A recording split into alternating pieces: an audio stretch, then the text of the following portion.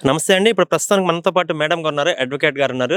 రజనీ గారు. ఆవిడని అడిగి తెలుసుకునే ప్రయత్నం చేద్దాం. జగన్మోహన్ రెడ్డికి ఎందుకు ఇంత భయపడుతుంది? దేన్ని చూసినా భయపడుతుంది. ప్రకృతిని చూసినా భయపడుతున్నాడు. సినిమాని చూసినా భయపడుతున్నాడు. అంటే వ్యవస్థలో అతనే సినిమాలు తీయాలా? వేరే వాళ్ళకి కౌంటర్ ఇవ్వాలా? అనే పరిస్థితికి పూర్తిగా వచ్చేసింది. ప్రస్తుతం మేడంని అడిగి తీసుకుందాం. నమస్తే అండి. ఎలా చూడొచ్చు? జగన్మోహన్ రెడ్డి అయితే చాలా సార్లు సినిమాలు తీశాడు. ప్రతిపక్ష నాయకులు చాలా వల్గారిటీగా సినిమాలు తీశాడు. But come to the today stay తీసుకొచ్చుకున్నాడు కోర్టుకెళ్ళి. అంటే ఏంటంటారు? భయమా? లేకపోతే నిజం చెప్తున్నారనే ఒక భయం అంటారా? ముఖ్యంగా ఆయన రామ్ గోపాల్ వర్మ గారితో యథార్థ సినిమా అంటూ తీసిన వ్యూహంలో తల్లి క్యారెక్టరు, చెల్లి క్యారెక్టరు, కలకత్తాలో ఆయన వేసిన ఆసనాల క్యారెక్టరు ఇవన్నీ ఒరిజినాలిటీకి దూరంగా ఏదో భార్య గారి చేతిలో చేయేశారు. అందుకే గౌరవ ముఖ్యమంత్రి గారు ముఖ్యమంత్రి పదవిలోకి వచ్చారని చెప్తున్నారు. మరి ఈరోజు ఏదైతే వ్యూహానికి శబదానికి మించి ఈరోజు అమరావతి చూసాం కదా, ట్రోలింగ్ ఎంత బాగుందో. అసలు యథార్థం అంటే మీరు కట్టిన పరదాలు, లేకపోతే ఏదైతే మీరు ధర్నా పాయింట్ కేసిన కొడాల అనేది అసలు ట్రైలర్కే బ్లాక్ బస్టర్ అయిపోయిందండి. కొన్ని కోట్ల వ్యూస్ వెళ్ళిపోయినాయి. సో ఖచ్చితంగా దీన్ని చూసి భయపడ్డారా అంటే యథార్థము మైనస్గా, అంటే గౌరవ జగన్మోహన్ రెడ్డి గారి మీద మైనస్గా జనాల్లోకి వెళ్తుందని భావించి ఆయన ఆపేస్తున్నారు. అంటే ప్లస్గా వెళ్ళాలని మీరు తీసిన లక్ష్మీ ఎన్టీఆర్, లేకపోతే ఇప్పుడు యాత్ర అటు మీ అంతిమ యాత్ర అన్నట్టుగా చాలా మంది అంటున్నారండి. సో ఇదంతా మరి ఎంతవరకు సమంజసం?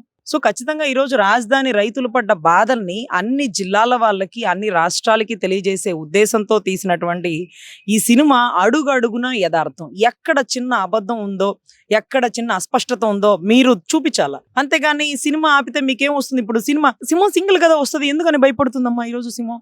సింగిల్ గా వచ్చే సింహం ఒక సినిమాకి భయపడుతుంది అంటే వింతగా ఉంది. మరి అదేంటదో మాకు అర్థం కాల. సినిమా ఆపేయాల్సిందే అని అడ్డం తిరిగారు, ట్రైలర్ చూడగానే భయపడ్డారు అనేదే మీరు చెప్తున్న కథనాలు, ప్రజలు చెప్తున్న కథనాలు. సైమల్టేనియస్ గా అతను తీసిన సినిమా రామ్ గోపాల్ వర్మ తీసిన ఫ్రీ పబ్లిసిటీ ఇచ్చేసి, డబ్బులు ఇచ్చేసి, రిషికొండలో ఆస్తులు ఇచ్చేసి ఎట్లా చూడొచ్చు అంటారు కదా? అసలు ఈ కల్చర్ కొత్తగా ఉంది కదా మేడం సినిమాలు తీయడం. సినిమాలు తీయడం అంటే జనాలకి యథార్థం చూపించే ఉద్దేశంతో గతంలో కూడా అక్కడక్కడ కొన్ని సినిమాల రూపంలో వచ్చినాయి. కానీ మరీ అసలు భారతి గారి క్యారెక్టర్లో భారతి గారిని దించేస్తూ, చంద్రబాబు క్యారెక్టర్లో చంద్రబాబు గారిని దించేస్తూ ఏంటి ఏంటి పెచ్చ అనేది మనం వ్యూహం చూస్తే అర్థమవుతుంది. రాజశేఖర రెడ్డి గారు చనిపోయినప్పుడు చంద్రబాబు గారు నవ్వడం అనేది అసలు ఎంత తప్పండి.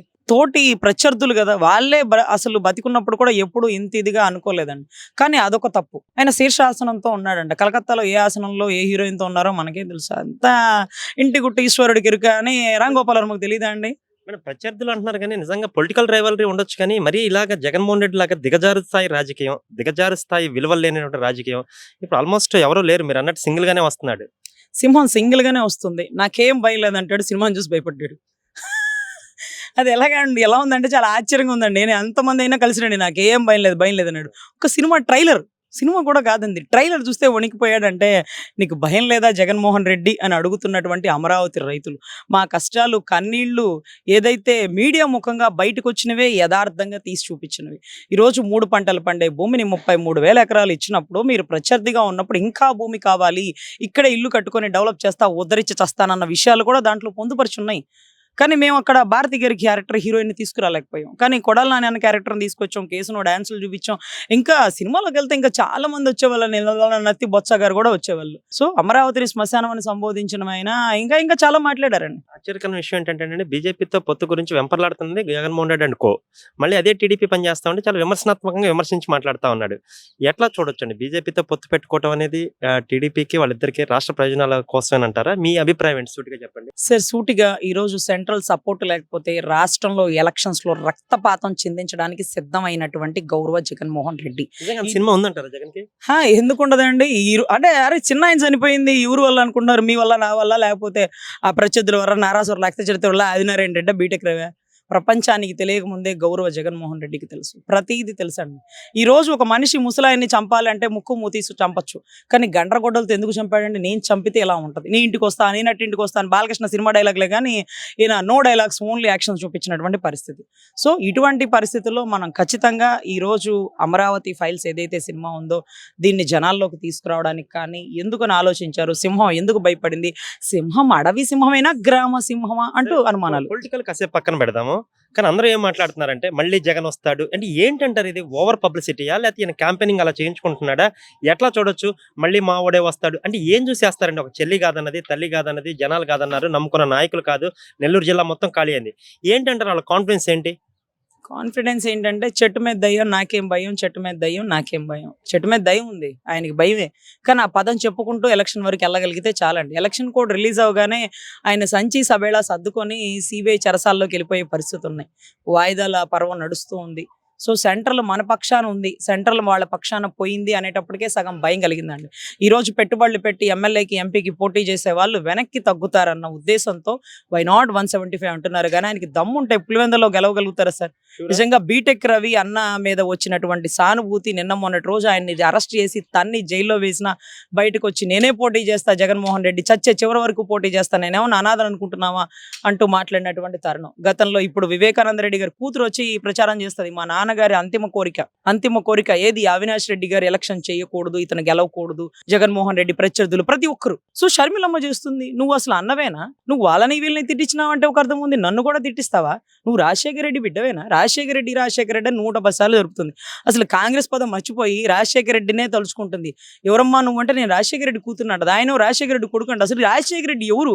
మోబులాపురం మైన్స్ లో శ్రీలక్ష్మి గారి పాత్ర ఉంది అంటే దానికి కర్త కర్మ క్రియ అయిన వ్యక్తి రాజశేఖర రెడ్డి గారు. బతికున్న వాటే ఈ పాటికి చెరసాల్లో ఉండేవాడు, చనిపోయిన వాడు ధన్యుడు సుమతి అన్న పరిస్థితి అండి. ఈ రోజు పోయినోళ్ళు గొప్పోళ్ళు, ఉన్నవాళ్ళు తీపి గుర్తులని వీళ్ళిద్దరు దెబ్బకు మనం చచ్చిపోతున్నాం. కానీ ఖచ్చితంగా పోయినోడు బతికుంటే ఖచ్చితంగా అన్ని కేసుల్లో ఇరుక్కొని ఈ పాటికి లోపల ఉండేవాడు. సో ఖచ్చితంగా ఆయన పేరు చెప్పుకొని బయటకు వచ్చారు, ఏదో పూర్వపరంలో ఉన్న కాంగ్రెస్ ని వెలుగులోకి తెస్తానన్నారు.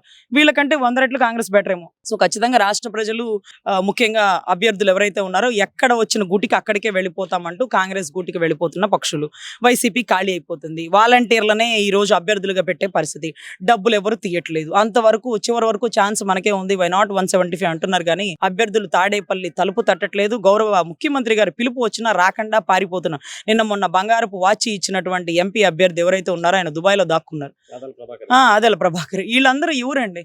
సో శ్రీకృష్ణదేవరాయలు గారు పక్కకి వెళ్ళారు, బలమైన బాలశౌరి గారు మా పార్టీ గుట్టికి చేరారు, 2 చోట్ల ఓడిపోయిన మా దగ్గరికి ఎందుకు వచ్చారు, బలమైన పార్టీని ఎందుకు వదిలేసి వెళ్ళిపోయారు అంటే బలమైన పార్టీ రేపు ఎలక్షన్ లో గెలవదు. జగన్మోహన్ రెడ్డిని కొట్టాలి అని అంటే ఇన్ని పొత్తులు ఇన్ని ఎత్తులు అవసరం అంటారా? అంటే ఎందుకు అంత బలంగా తయారయ్యాడు జగన్మోహన్ రెడ్డి? వ్యవస్థను బలంగా చేసిందా, లేకపోతే వ్యవస్థలో ఉన్న లోపాలను పట్టుకొని అలా చేశాడా, లేదా ప్రతిపక్షం ఉన్నటువంటి జగన్మోహన్ రెడ్డి టీడీపీ కానివ్వండి జనసేన కానీ అనుకున్న స్థాయిలో పోరాడలేకపోయారా? సార్ రాజు కంటే మొండివాడు గట్టివాడు, ఇతను మొండివాడు అనమాట. సో ప్రపంచం తల్లకిందులైన అతను ఏ పని చేయాలనుకుంటే ఆ పనే చేస్తాడు.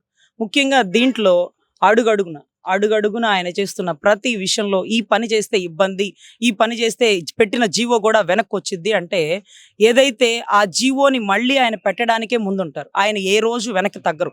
సో దీనివల్ల ఏమవుతుందంటే అసలు రాజు కంటే మొండివాడే గట్టివాడు కాబట్టి ఇక ఆయన ఏది అంటే తానా అంటే తందానా అనేటటువంటి అభ్యర్థులు. సో దీనివల్ల ప్రభుత్వ ఖజానా గండిపడుతుంది. ఇంకా కూడా నేనే గెలుస్తానా అంటే అసెంబ్లీలో అడుగు పెట్టకుండా ఉండాలంటే పులివెందుల్లో ఓడిపోవాలి జగన్మోహన్ రెడ్డి అని నిత్యం సంకల్పంతో ఉన్నటువంటి అమరావతి రైతులు. చివరికి జగన్మోహన్ రెడ్డి మావోడు అనుకునే జనాలకి మీరు ఇచ్చే అప్పీల్ ఏంటండి? అంటే మా నాయకుడు ఇంకా చేస్తాడు అనుకునే చెప్పే వాళ్ళకి, చాలా గుండెలు బాదుకునే వాళ్ళకి మీరు చెప్పే సూచన ఏంటి సార్? ముఖ్యంగా ఏదైతే స్కూల్ టీచర్లు సిపిఎస్ విధానం రద్దు చేస్తానని చెప్పి మాటిచ్చి వాళ్ళని మోసం చేశారు.